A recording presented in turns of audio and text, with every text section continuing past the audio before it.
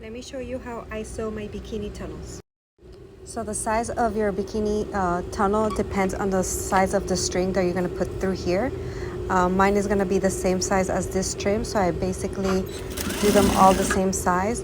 And what you want to do is with this finger you're going to pull the under fabric, and with this finger you're going to fold. And the reason why I pull is because this bell is shorter than the outer bell, and this is going to compensate so that it all matches out evenly. And you got to do it little by little so that it all matches up perfectly. So this is how I do it. I'm pulling here and flipping here, making sure the tunnel is the same size all throughout.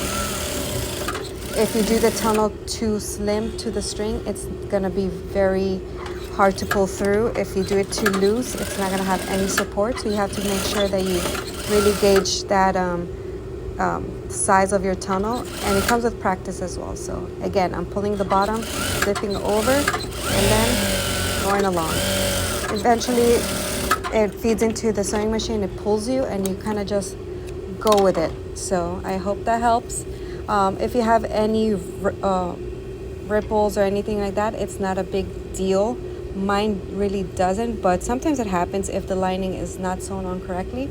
But this is going to have a sliding string, and it's all going to be bunched up anyway, so it's not the end of the world if you're sewing lycra. I hope that helped.